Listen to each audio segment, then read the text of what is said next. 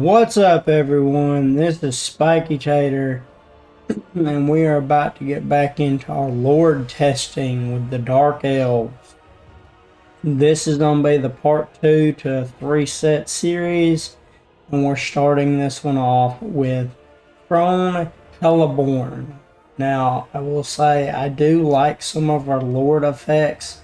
She gets a really big upkeep reduction cost from Witch Elves, Sisters of Slaughter, and Arganists, Executioners. Um, Not really sure about the Executioners. They look decent, but I know the Sisters of Slaughter are one of the strongest infantry units that you can get with the Dark Elves. So let's get in here and see what she can do and what the first 10 turns her campaign has to offer. If you're new to the channel, please don't hesitate to like, subscribe, comment, and ring the bell to stay up to date on future videos. Without any further ado, let's get into the game.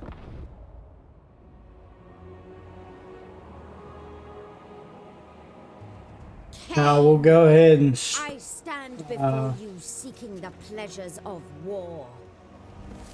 I'll go ahead and start by saying that I have never played with her in a campaign on this game or game 2, so I personally have no idea how she plays. I don't know how good she is overall.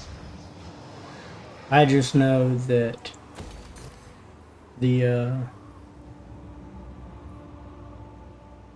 Sisters of Slaughter are a very good unit from an infantry perspective, an anti-infantry perspective. I've noticed that all of these Dark Elves start off in a major capital that has a special building that reduces the upkeep cost of the main unit that that particular lord uses.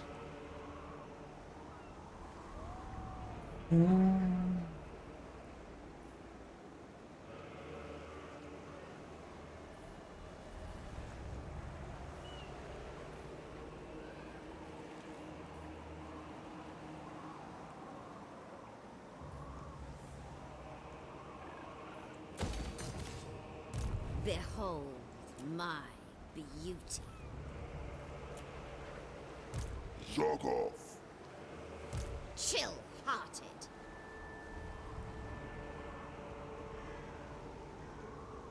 This cold penetrates my bones.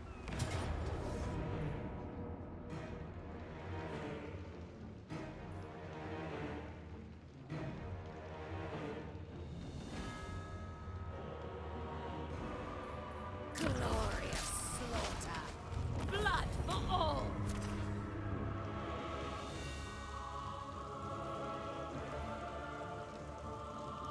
Bind them tight.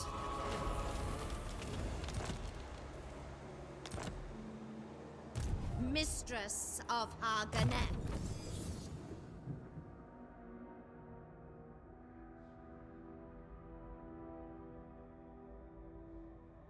Well, that's different.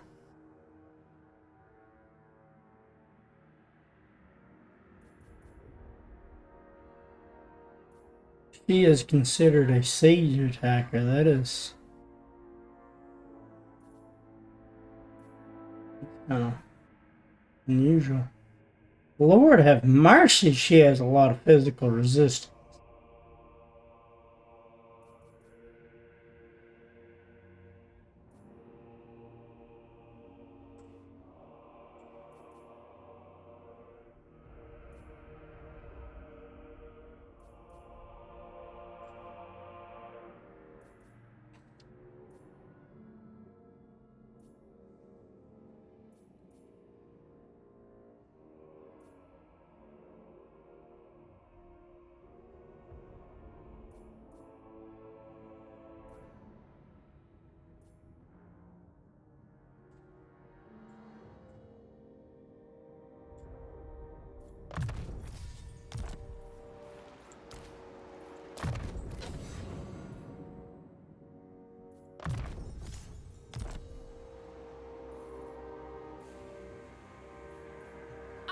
This time I'm free.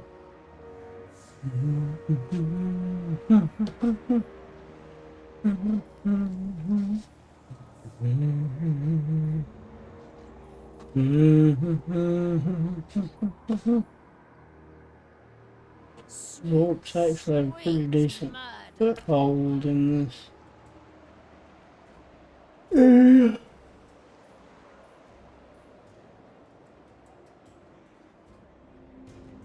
My blades.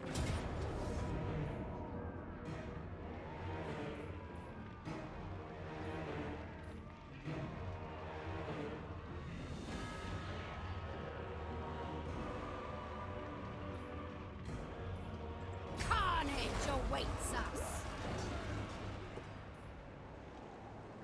What's this? You cannot trigger Death Knight until you have acquired amount of slaves to sacrifice. What is Death Knight? Your armies and thus of the blood voyage will replenish slowly, even in unknown territory. Active blood voyages will suffer attrition from desertion. On turn start, lords have a chance to gain 2 loyalty. Attributes: perfect vigor for Crone Hellebrone, witch elves, sisters of slaughter, death hags.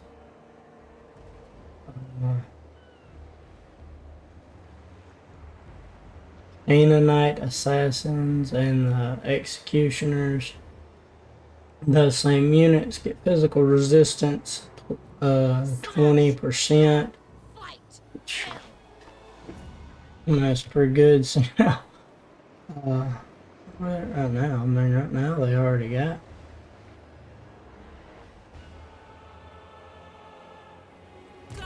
Those sisters of slaughter, do they have some?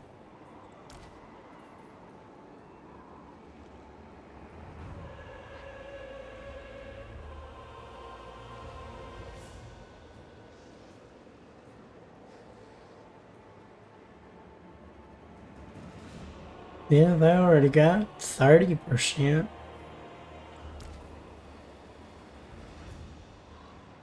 Executioners have 10. That's pretty insane. They got 30% physical resistance. Really high melee defense. They're shielded.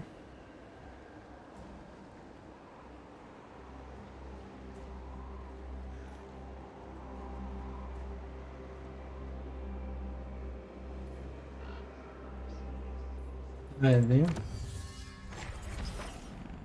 That's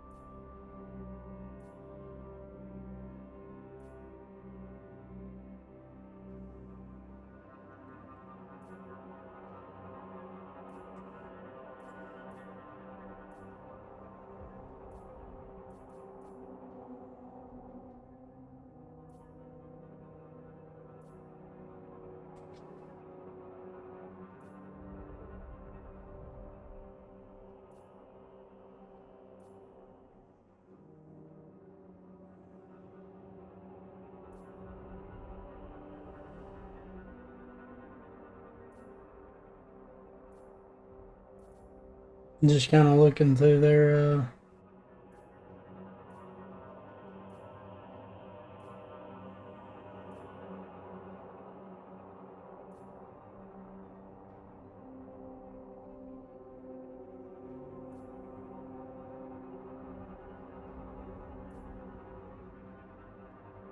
I actually really like their technology tree, because even like, unlike a lot of technology trees where you have like a little bit of upgrade for each unit in one stage, and as you progress, it leans more towards the more expensive units. This one, like, each upgrade to your technology tree, you consistently get upgrades for almost all your units.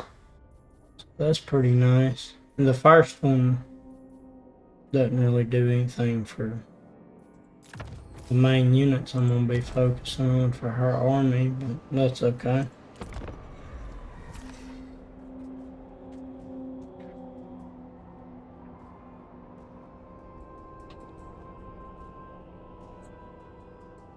Please stand on my breathe.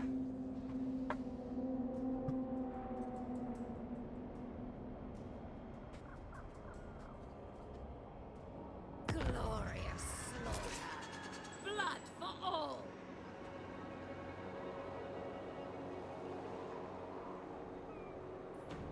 Yeah, we'll take just these settlements that we got here. We will make you We'll take just the settlements that they got here with these enemies, and we'll end up with timber and obsidian, wine, 4 different trade resources right off the bat.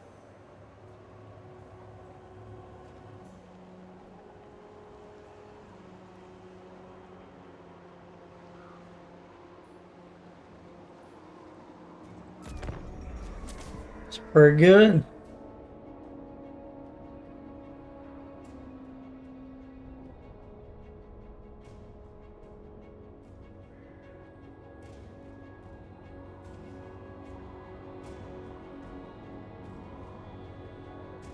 Carnage awaits us. Kill them all.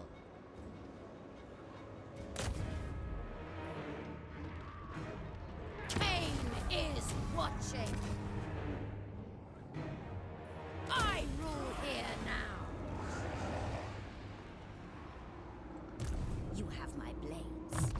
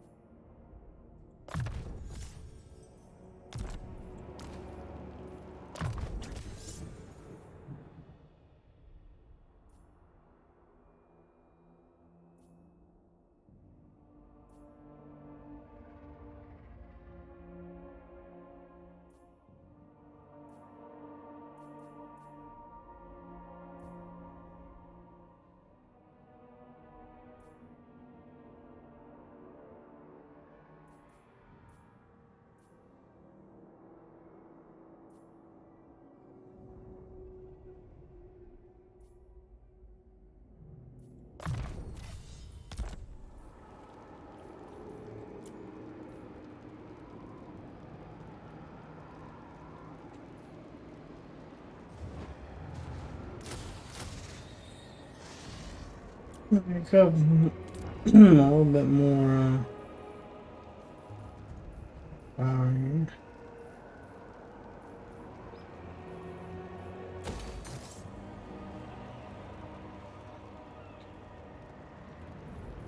My diplomatic relations. Overlord. So, you think you can lead the Tsuki?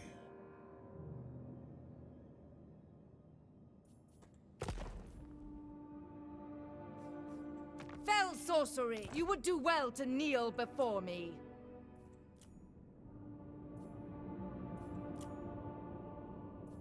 Of course.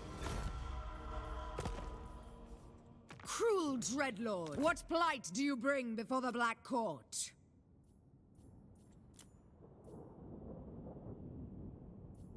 For Nagaroth!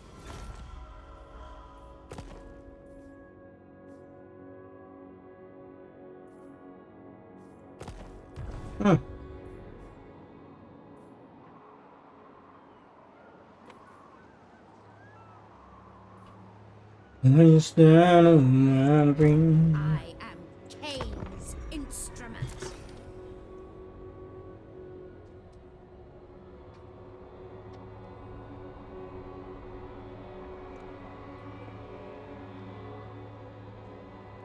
Y'all notice I'm not playing through each of these 10 turns as fast as I normally would. I'm actually taking the time to look at them and see what the upsides and downsides to their faction is. Look at their technology trees. Get just a general good idea of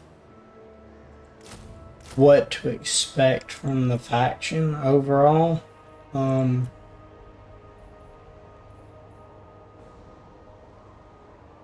It's a unit that's gonna be like, once you unlock this Dread Spear unit, it's gonna be a very useful unit because they have a massive amount of melee defense and leadership. So like they're gonna be gonna be a good unit to have. Or at least I believe they will be.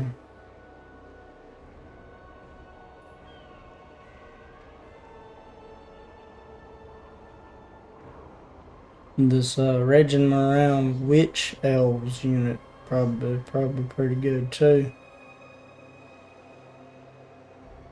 Basically unbreakable because they got a 102.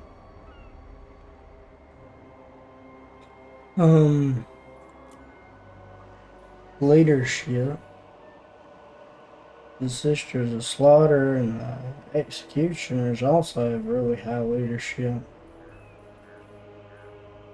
I think that's one of the big upsides to the Dark Elves. For the most part, they have like a really high leadership for most of their units, so they're not easy to. They're not that susceptible to like fleeing the battlefield. Which is always a good thing. I mean, you need units that have really high leadership because Bloody-handed priestess. it definitely makes a difference. Destroy them.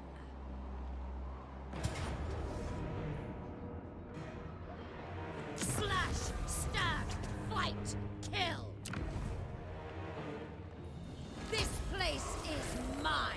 If anybody's watching these videos and you're wondering, like, if you're new to the game, if you're new to Total War Warhammer games and you don't really understand the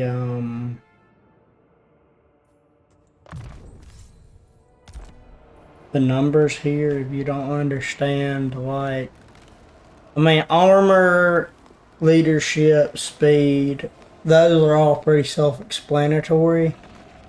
I mean, armor's basically how much armor they have. That's their defense. Leadership is basically saying, okay, the higher it is, the less susceptible they are to fleeing the battlefield. The longer they're going to stay on the battlefield before they start to run away due to certain circumstances.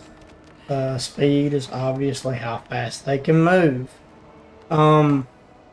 Melee attack and melee defense. Those are the two that I feel like people may not understand what those numbers exactly mean or what their importance is. Their importance is basically it's saying, okay, your melee attack is what are the odds of that unit hitting. Melee defense is the odds that you won't be hit. So basically, if you have a unit that has a low melee attack, a 20 or a 30 melee attack against a unit with a really high melee defense, like a 60 or 70 melee defense, they're not going to do as much damage because of, like, the percentage of their strikes that actually land are going to be really low. And if it's the other way around, if you have a unit with a really high melee attack against a unit with a really high melee defense, then more of their attacks are going to land. Therefore, they're going to have a better opportunity to do more damage. Your weapon strength is saying this is how much damage that they're going to do per blow that they land on that unit. And if I'm not mistaken, I'm pretty sure each of these stats applies to each individual model within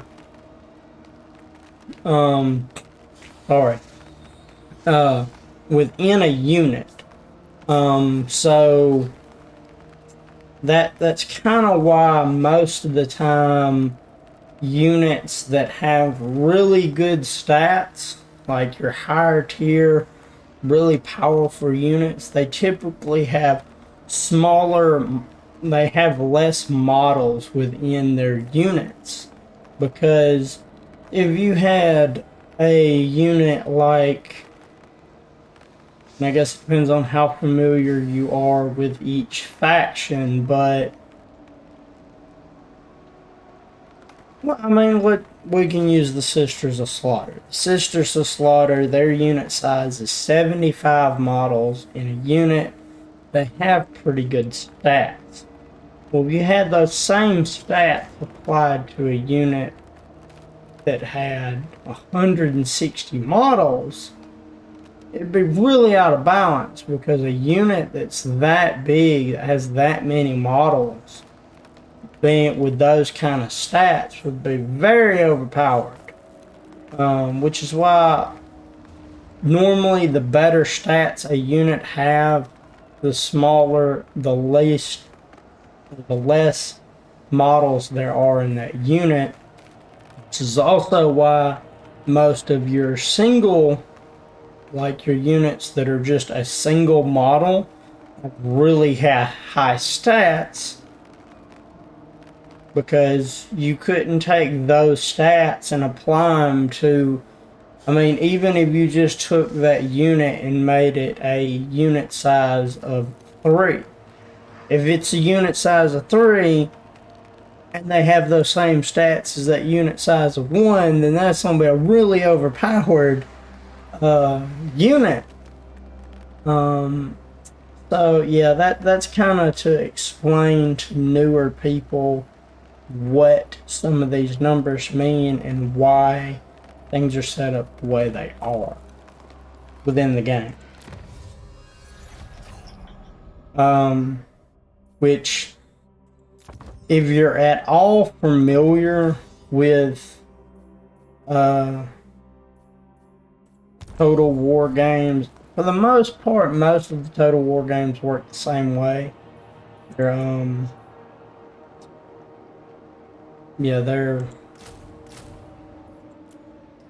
a hard time thinking of the word. Their stats for their units, for the most part, are the same. They may be worded a little bit differently, and they're probably going to be displayed differently. But overall, they mean pretty much the same thing. Now, obviously,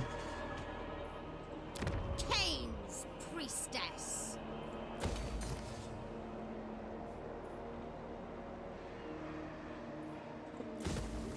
I will see to it. now, obviously, one thing that you also have to look at,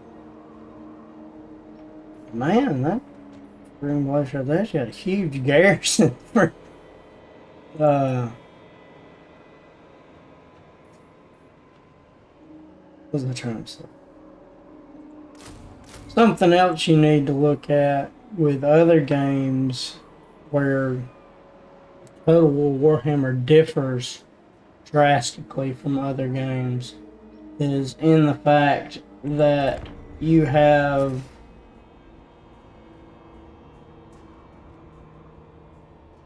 or different Total War games anyway, you're looking at factions that are fantasy based.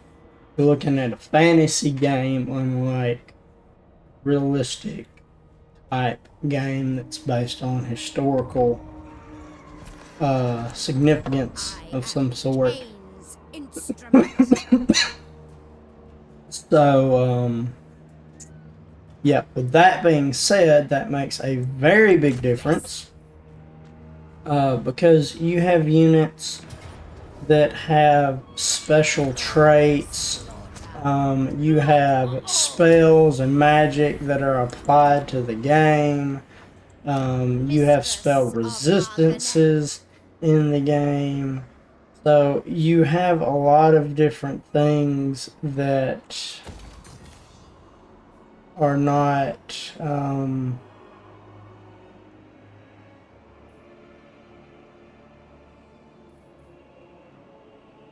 sorry, I'm reading over these options again here. Blood Queen of Argoneth. So you have a lot of things that are added to the game that wouldn't apply to other games, other Total War games, simply because in, say, Total War Warhammer, or sorry, for instance, Total War Rome 2. I mean, you're not going to have magic, and you're not going to have spells and stuff like that. You're not going to have wizards and people riding around on griffins and all that kind of stuff. You're not going to have physical resistances and all this. I mean, you're just looking at basically raw fighting power and you know, how good is a unit for his martial abilities? How good is he at actually being able to fight? Now, with that being said, that's not to say that your units in Total Warhammer are not exceptionally well fighters compared to those. They are.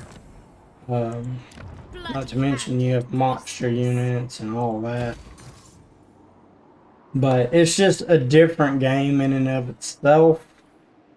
You can't really compare it apples to apples to any other Total War game.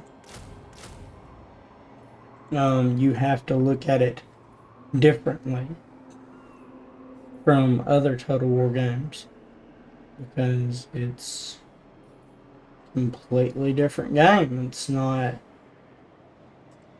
not based on realism. It's not based on real life events of any sort. It's a fantasy game.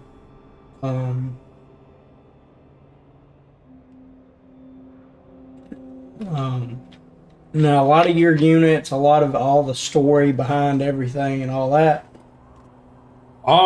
is based on, I believe, books. I mean, they're just not just pulling this stuff out their butt. I mean, all this stuff came from somewhere. But I mean, most people that play Total War Warhammer or any of the Warhammer games play the games because they're Warhammer based. So we got one more turn, and I must say, thus far, I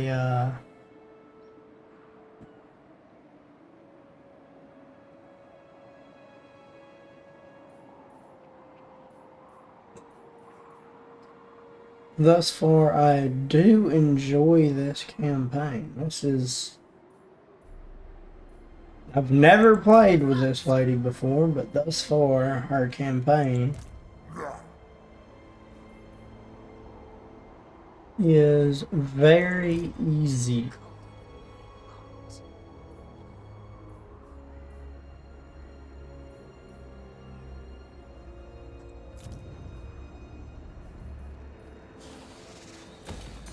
That's one thing you'll notice in most of my campaign run-throughs on this game, or most of these videos that you watch of me playing on this game.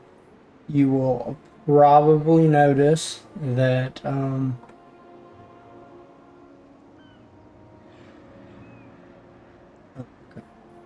you will probably notice that I try to build walls / garrison buildings in every settlement that I have in this game. I do my best to make sure that happens, because having a really good garrison in every settlement helps prevent you from having to concern yourself with those settlements when you send your armies off to fight and take other settlements on the map, which you don't want to have to do. You don't want to have to be concerned about your settlements in the province that you start off in the game when you're trying to push forward and take more stuff, because the more provinces and settlements that you have, the better off you will be.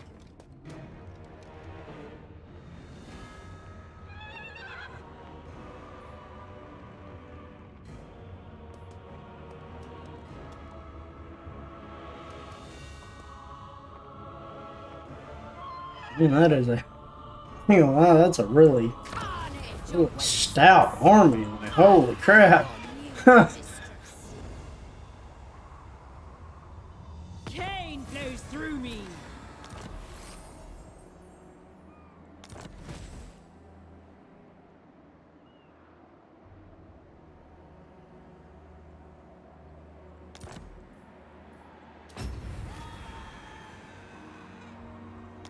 Sacrificing us some slaves. I am Cain's instrument.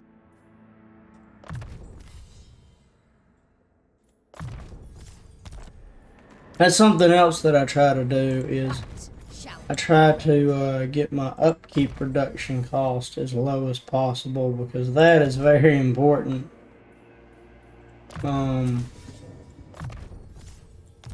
You Blood will warm me. You don't want to have to be running around with some ridiculously expensive army, simply because the cheaper your armies, the more of them you can have. Murder.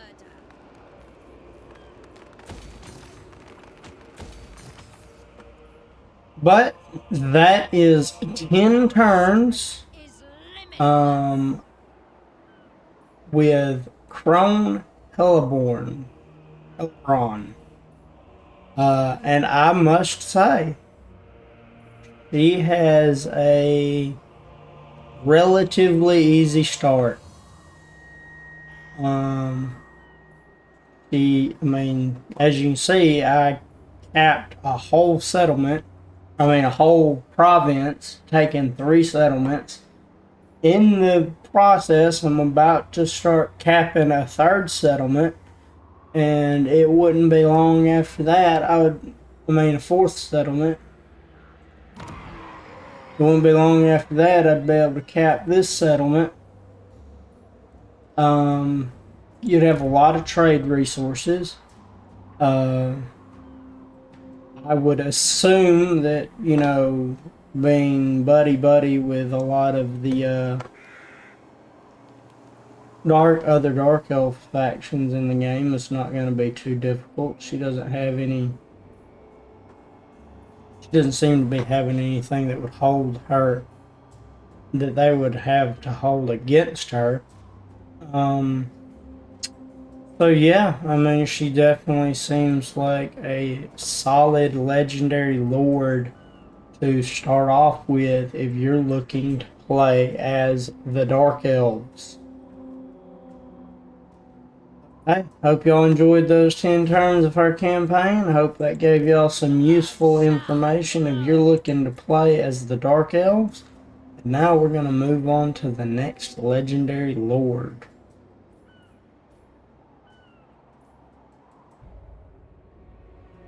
Alright. Now we're gonna be Every playing skull that as... decorates this deck adds to my legend. Why should I not take yours? Sorry. Alright, now we're gonna be playing as...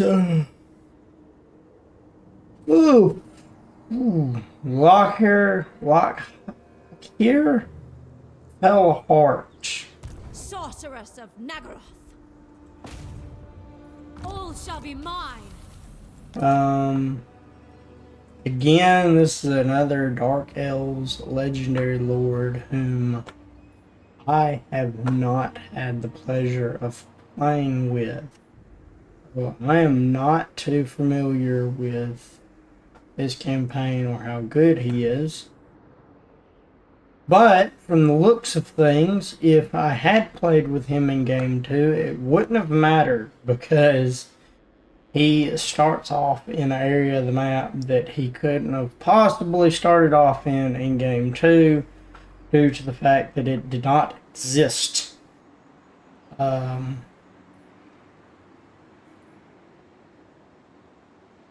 He does start with a bunch of pretty decent units, though. He has a lot of Blackheart Corsair units. They're not great units. They're not like...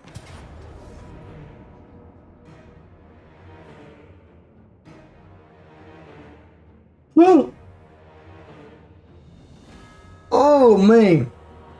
I don't know why I'm so tired.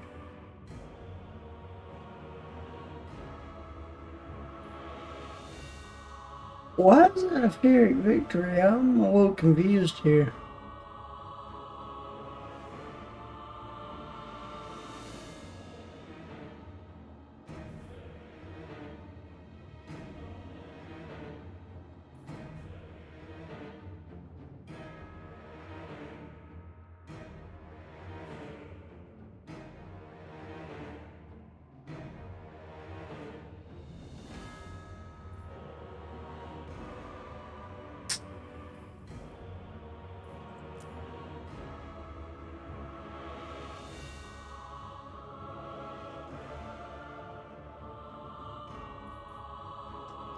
Yeah, I think I'm gonna fight this one, because I don't... Not only do I have the numbers advantage in this fight, but I actually think I have the unit advantage because I only have one...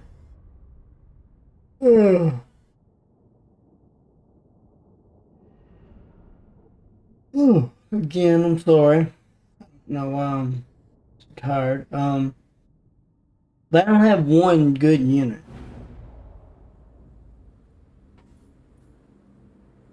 I will say that one good unit is a really good unit. Like, but at the same time, Corsairs! you know, The merciless host! Dread spears! Eager for battle!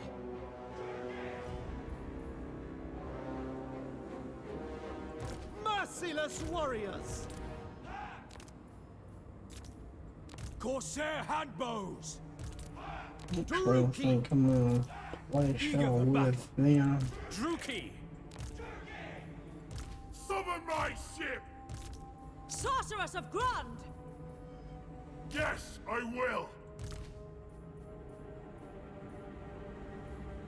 Corsairs! Dark elves! Corsairs! Eager for battle! Corsair handbows! Dealers in death! Corsair handbows! Merciless warriors!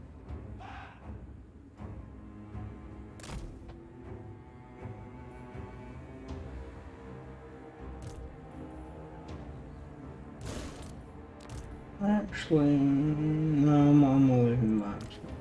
It will be! Cold-blooded killers! Yes!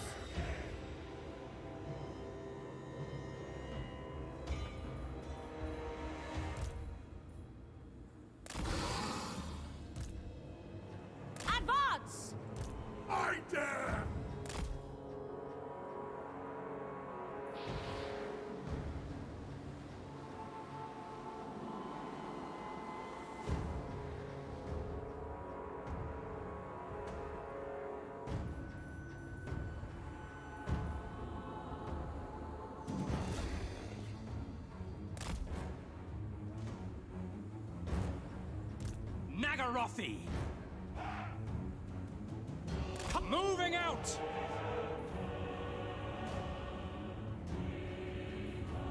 To destruction!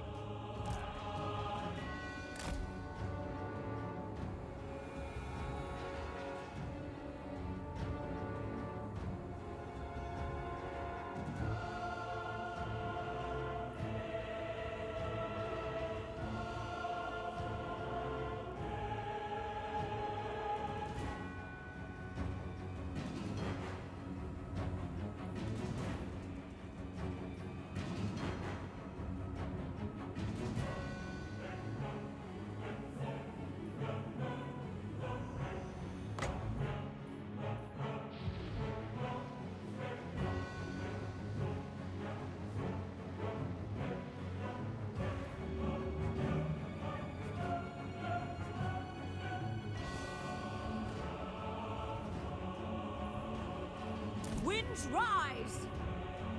Corsairs! Lokhir Fellheart!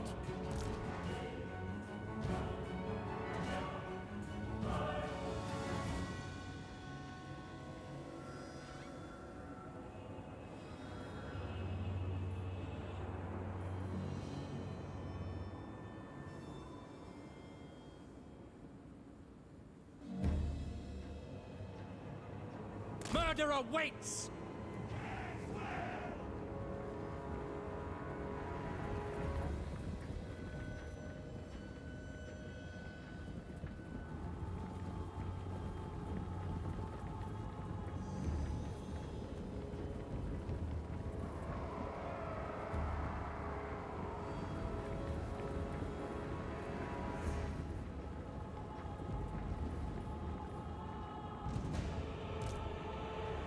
No survivors! Druki! Dread spears!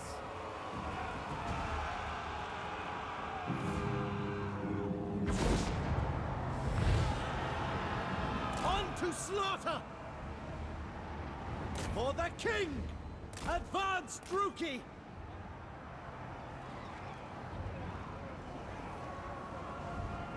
God! Massacre them! Cold-blooded killers!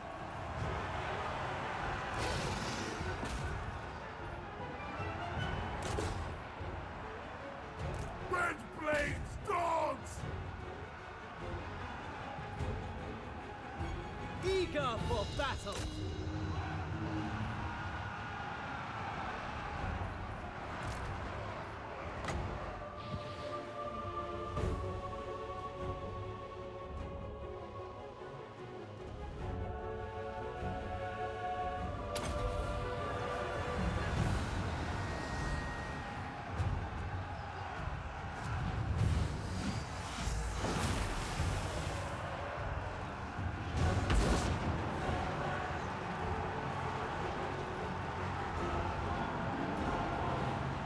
Pull back!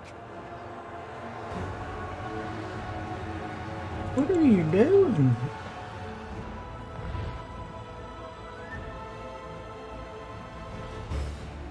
Nagorothy! Hack! Cut! Done! By your word!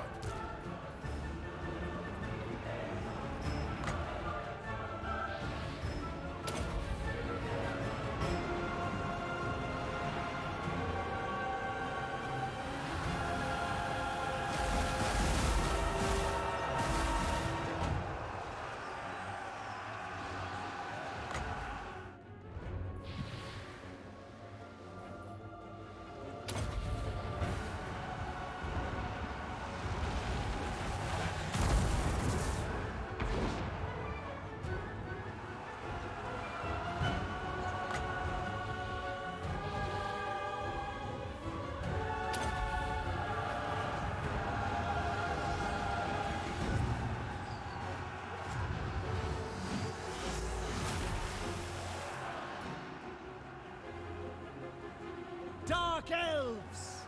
Destroy! On to slaughter! Forward!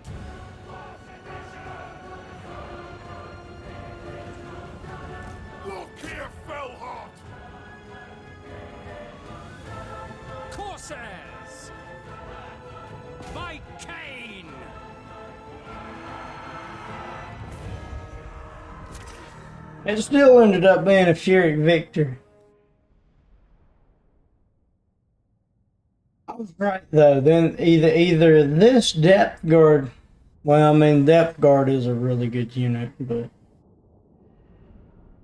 I was gonna say the depth guard is an exceptionally good unit, or these corsairs are not that great.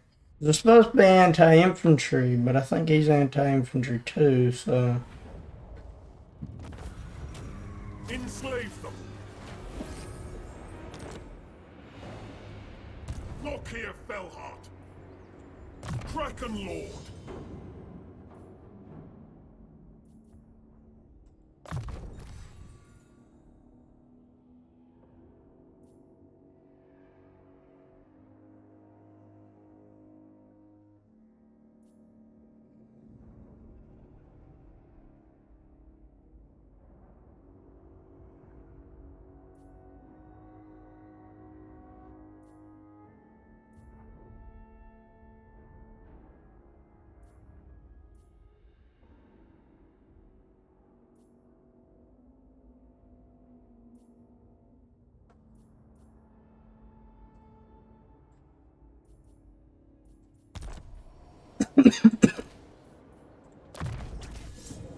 Glory for Karen's car!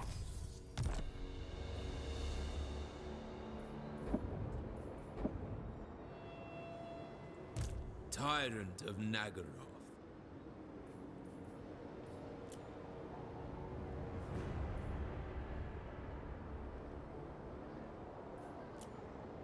The weak scream for mercy.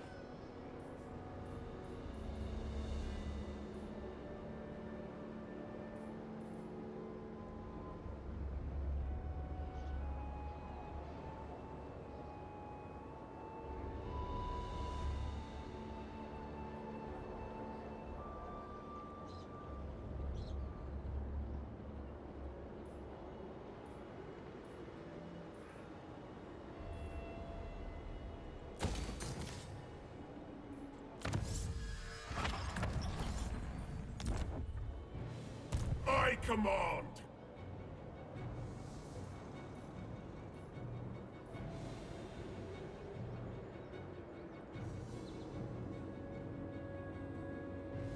Scour the land! Ready for ambush. Immediately.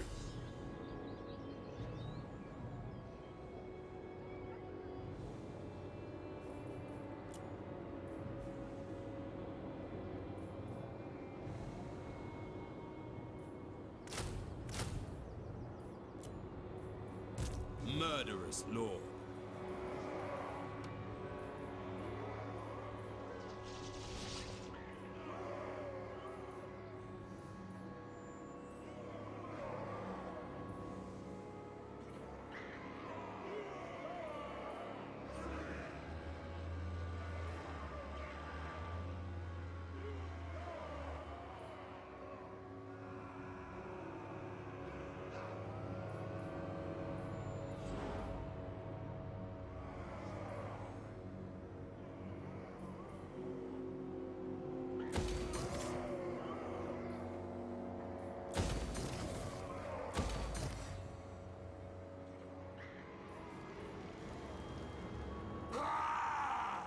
Ready!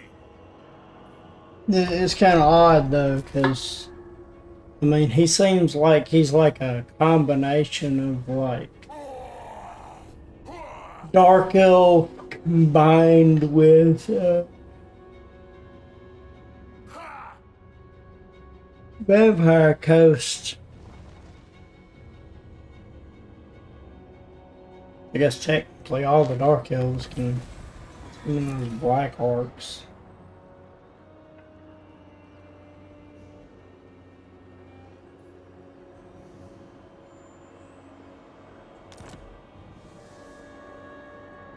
Yes!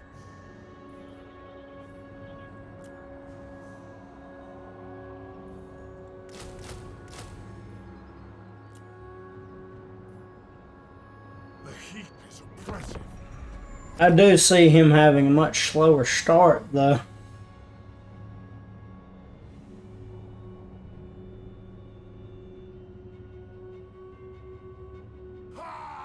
City of the Shujinjiang. Shujinjiang. Gingang. Alright. Fellheart ready! Red blades! Oh Lord, I didn't see that army.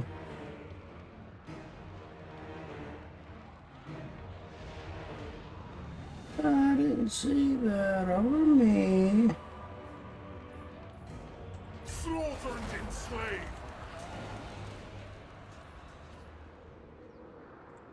Lord You of know, the I'm Black kind of surprised that that's giving me that much fun.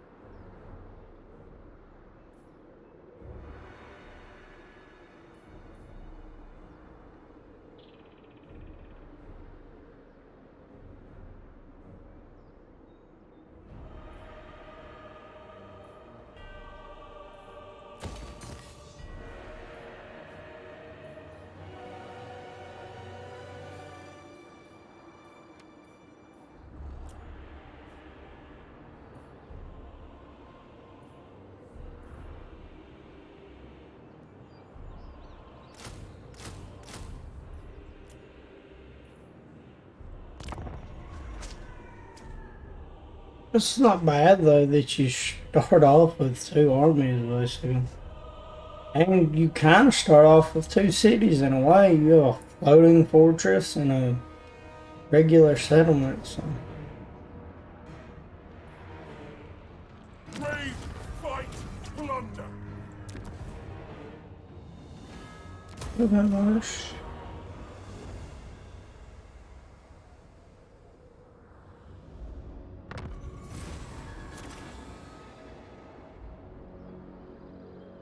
Long capture and occupy the following settlement.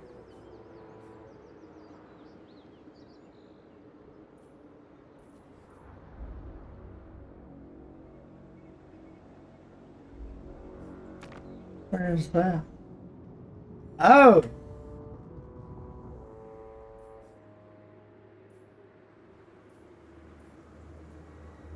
Now I understand why the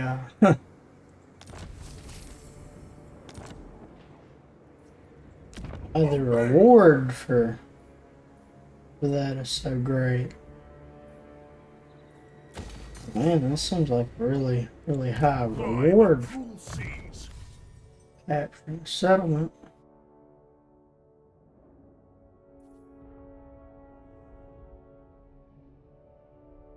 Really. Once you actually look at what capturing that settlement entails, that doesn't.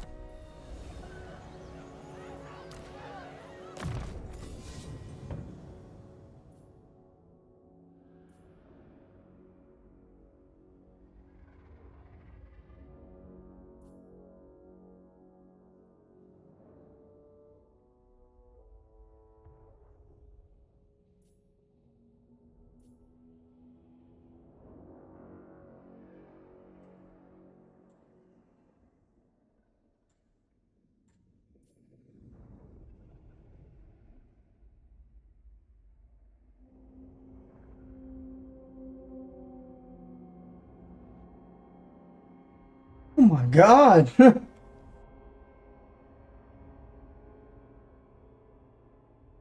That does a lot of damage.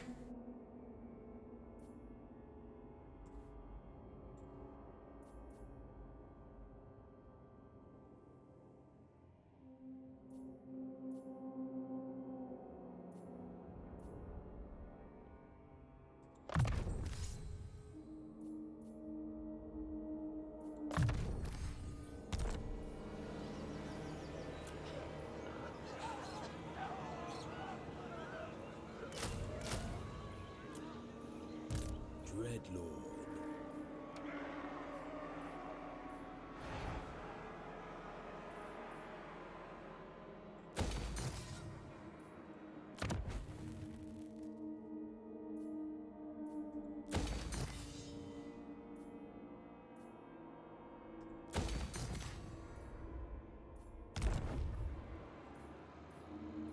A little bit of a glitch there, huh?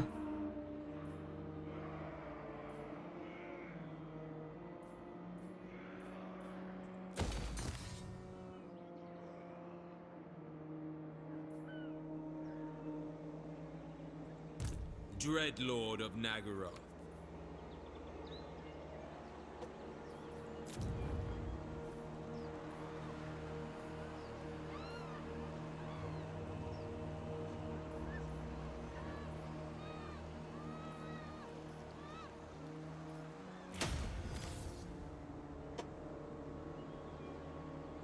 It is time. Those witch elves are definitely expensive though. And that really is effective. It would be if we were playing with Crone.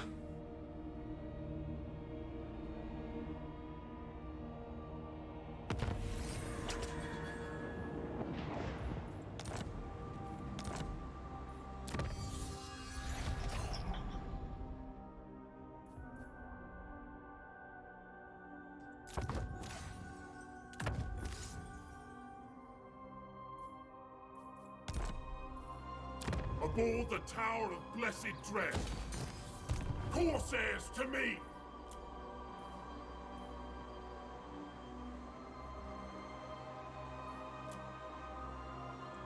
Such slaughter awaits. I approve of these dark deeds. Tyrant of Nagaroth.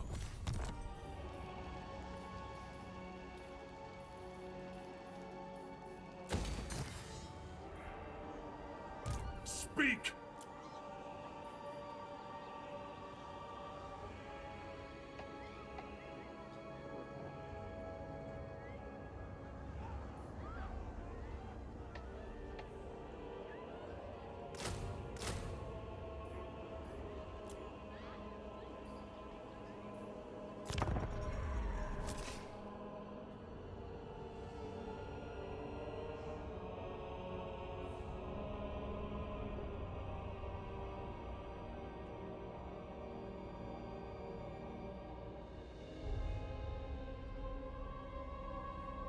This definitely looks like this campaign's gonna have a really slow start to it. Bring fire and terror. Unlike the other ones, you don't start off with the same kind of income. Mainly because, again, you got two armies, so I mean, you can't really expect to have the same kind of income.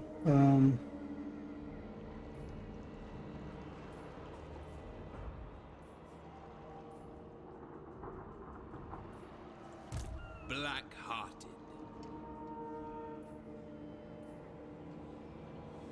Lokhir Fellheart. Lokhir Fellheart.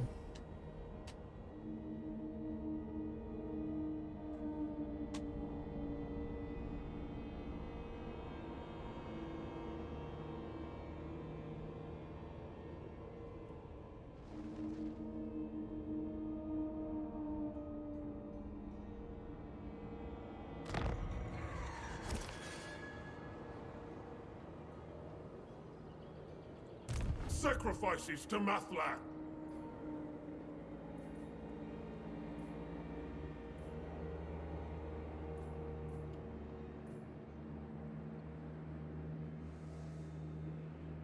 Probably not accurate, but it sounded like he said sacrifices to Methland. Huh. Kind of funny. I admire To be honest. darkness.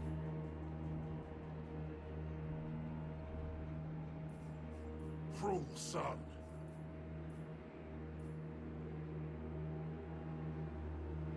Damn this heat. Damn this Sea heat. gives comfort in the heat.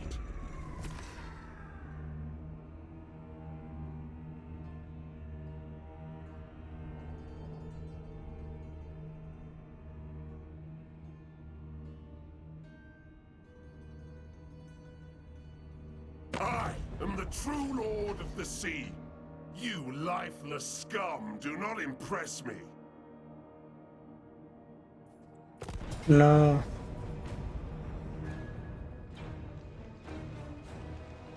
Oh.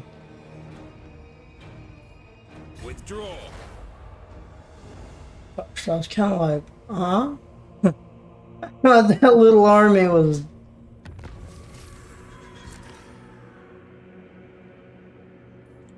Yeah. Dreadlord of Nagaroth.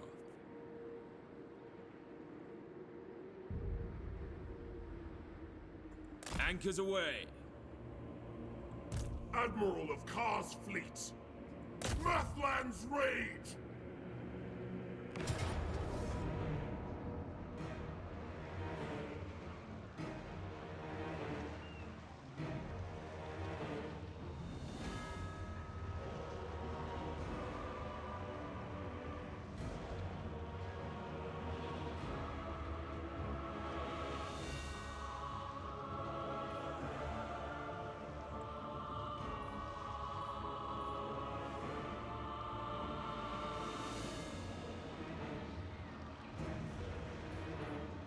There is no mercy. Yes. Dead. That's more of what I was thinking is supposed to happen.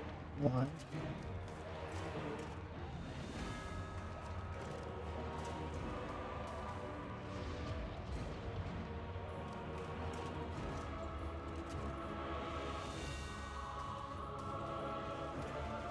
Kill them.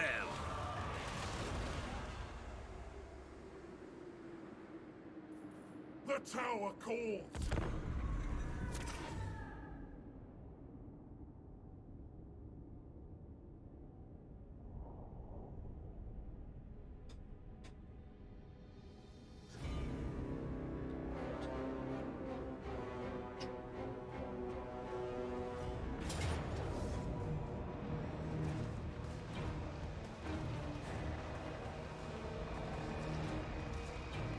does this man have lightning strike abilities? Because that is the only way I can see him being able to.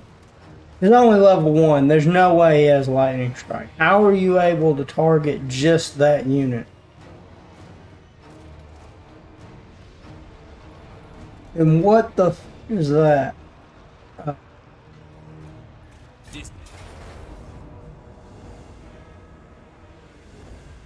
Time to feed the Kraken. Okay.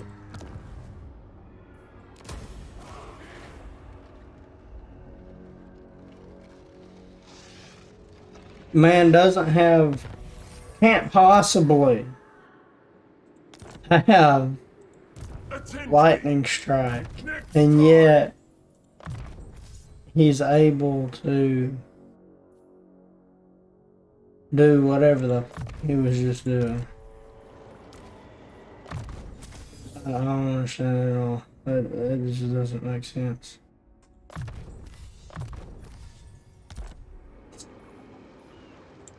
We have a deal.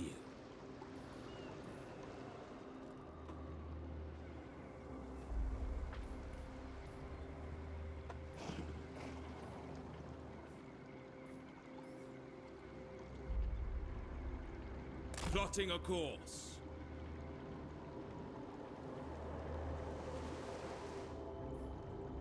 A mutiny! Aboard the Tower of Blessed Dread. Kraken calls! Can't really afford to have you move anywhere right now.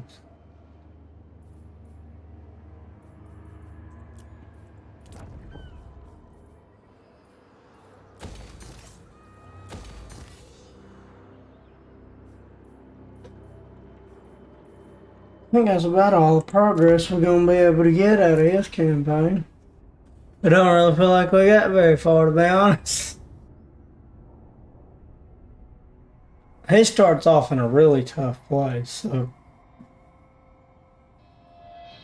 against a relatively tough faction. The Kraken Lord cometh. Your obedience is required.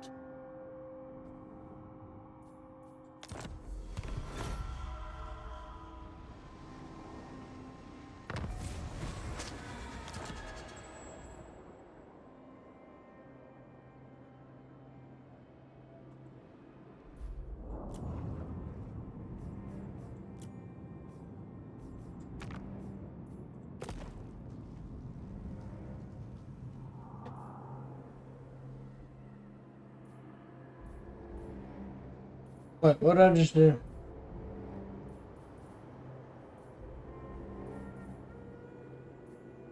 I don't know. I guess it doesn't really matter either.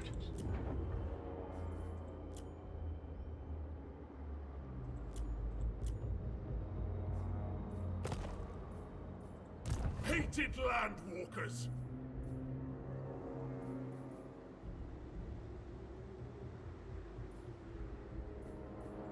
Yes. Lokhir Fellheart. Alright guys, that's basically the first 10 turns of Lokhir Fellheart's campaign. He has a little bit tougher start from what I can tell. So, yeah, making good progress on his campaign is a little difficult. Or at least fast progress on his campaign is a little difficult. Especially since it looks as though a lot of the settlements that he's having to try to conquer from the enemy that he starts off with are very spread out. But I hope y'all enjoyed that. If this is a legendary lord that y'all were interested in playing, then I hope that gives you an idea of what you can expect at the start of your campaign with him. And I hope y'all have a good afternoon.